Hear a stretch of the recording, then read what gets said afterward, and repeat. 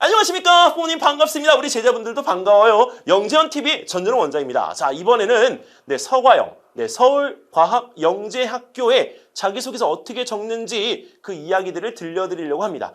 이걸 준비하게 되어진 이유는 사실 선생님이 가르치고 있는 제자들이 1학년, 2학년이 가고 있는데 선생님 자기소개서 정말 어렵거든요. 그 방법, 노하우 좀 알려주세요라는 요청이 정말 많았어요. 댓글이 안 달렸는데 무슨 요청이냐고요? 아니 여기 학원에 와서 요청하는데 네네 있습니다. 그 학원. 네. 자, 근데 거기에서 그런 부분에 있어가지고 요청들이 들어오는 내용들에 대한 것들을 자 이제 우리가 여기서 어떻게 할 건가 하다가 이것보다 한 번 더 들려주면 좋겠다라고 하는 생각이 들어서 이 자소서 작성법에 대한 부분들을 준비해봤습니다. 그래서 서과형, 그다음에 경과형, 그다음에 한과형 딱 요 세 개의 포맷을 갖다가 우리가 잡고요. 나머지 영재 학교들은 대부분들이 비슷하기 때문에 세 개의 맥락만을 갖다 잡아드리면 큰 문제 없이 작성이 가능할 것 같습니다. 자, 그 첫 번째 서과형입니다. 일단 서과형은 준비를 갖다 할 때 어디서든지 가볍게 그냥 신경 쓰지 마라, 문맥만 맞으면 된다 이런 얘기들을 참 많이 합니다. 그래서 저 스스로도 여러분들에게 스트레스 받는 것보단 심플하게 진짜 가볍게 준비를 하라고 이야기를 합니다. 단 너무 성의 없이 준비하지는 말아라. 진짜 성의 없이 준비를 갖다가 해버리면 지금 현재 준비하고 있는 1학년들 같은 경우에는 내가 떨어졌을 때 자기소개서에 대한 부분 때문에 떨어졌다라고 하는 생각을 가지게 될 수 있어요.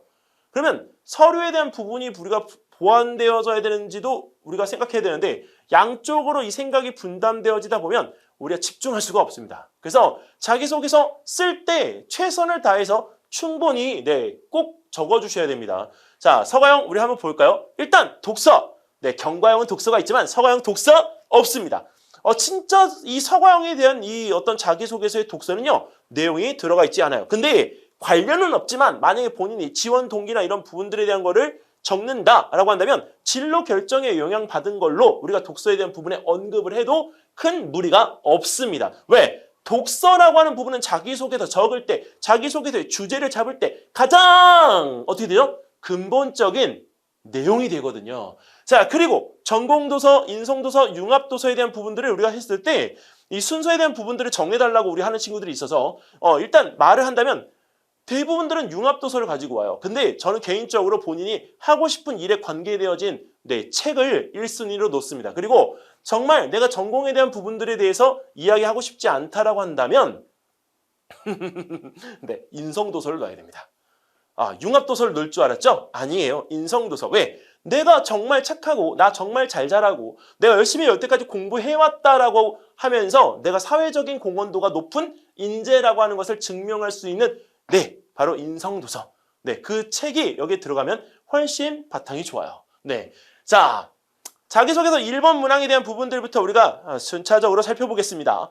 일단 서울과학고등학교에 지원한 동기를 본인의 진로와 연관지어 적어주십시오 했는데 진로에 대한 이 부분들에 대한 것을 너무 많이 고민하더라고요. 근데 최근에 영재고등학교에서 의대 진학에 대한 부분들이 문제가 되고 있기 때문에 첫 번째 여기 있는 이 부분에서 뇌공학자나 아니면 우리가 의학에 관계되어진 부분에 용어들이 많이 들어가는 거는 저는 아니라고 말씀드리고 싶습니다.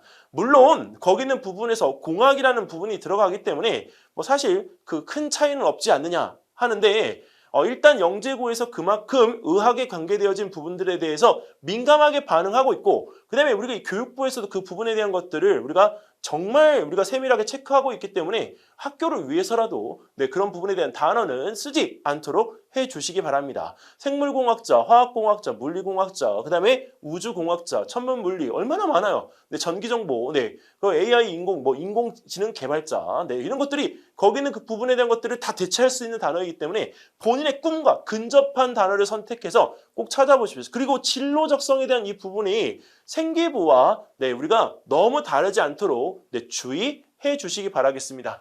자, 그리고 나서 우리가 여기에 있는 진로에 대한 부분들을 우리가 적고 나서 이제 지원 동기를 갖다 적을 텐데 지원 동기를 갖다가 적을 때 우리가 여기서 대부분들이 이 글을 갖다가 잘 적어보지 못하니까 두리뭉실하게 구체적으로 못 적더라고요. 근데 지원 동기만큼은 구체적으로 꼭 적어주시고 전공 표기에도 좋고요. 그 다음에 자신이 정한 진로에 대한 진짜 진정성이 표현되어지도록 해와야 됩니다.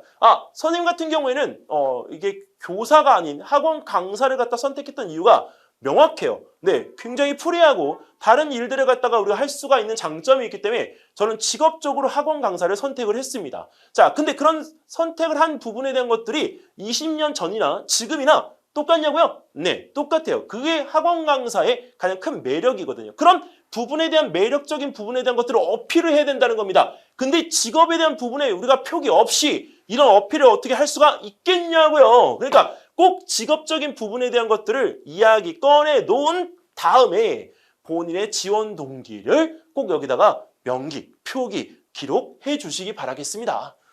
자, 그 다음에 두 번째, 2번 문항. 네, 수학, 과학에 대한 본인의 지닌 특기, 잠재력 등을 구체적으로 적어 주십시오 하는데, 이거는 아까 이제 그 부분에서 어떤 친구가 물어보던데, 선생님, 저요, 진짜 없는데, 뭐가 없어? 그랬더니, 수학과 아무것도 없어요. 뭐가 없냐고. 아니, 남들은 다 보고서 가지고 적는데, 저 진짜 없다니까요? 너 수행평가 하고 있잖아. 네, 여러분들이 한 가지 놓치고 있는 거는, 네, 보고서 없을 수도 있어요. 네, 대회 안 나가서 나 그런 거 가지고 있지도 않을 수 있죠. 네, 근데 수행평가는 했을 거 아니에요. 수행평가한 부분에 대한 것들을 갖다가 여러분들 살리세요. 없으면 찾아서 살리고 없으면 어떻게 해야 될지 물어보란 말이에요. 왜 안 물어보는 거예요? 물어보란 말이에요. 이런 팁을 드리잖아요. 참, 그쵸? 자, 그래서 이런 부분에 대한 잠재력들을 갖다 적을 수 있는 네, 요소들을 하고, 그래도 있는 경우에는 발명대회, 전람회, 자유탐구대회, 창의력, 이런 것들에 대한 것들의 경험들 중에서 내가 정말 기억에 남는 과제가 있잖아요. 그 탐구가 있잖아요. 그거를 딱 꼬집어서 내용적인 부분을 갖다가 끄집어내세요. 근데 너무 많이 끄집어내지는 마세요. 왜? 글자 수가 800자밖에 안 됩니다. 네, 그리고 거기에서 이거에 대한 연관성에 대한 부분들을 탐구 내용과 동기하고 확장에 대한 부분으로 연결고리를 갖다 하는데 하나의 포인트를 더 드리면요. 탐구가 분명히 여러 개인 경우에 다 적고 싶어 할 거예요. 근데 빼박입니다. 여러 개라고 해서 우리가 그 부분에 대한 것들을 다 적을 수는 없어요. 왜? 8개 보고서가 있으면 그 800자 적으면 100글자씩 나눠 적어야 되는데 우리가 100글자면요. 우리가 A4지 용지로 12포인트 10포인트로 적어도 2줄밖에 안 된단 말이에요.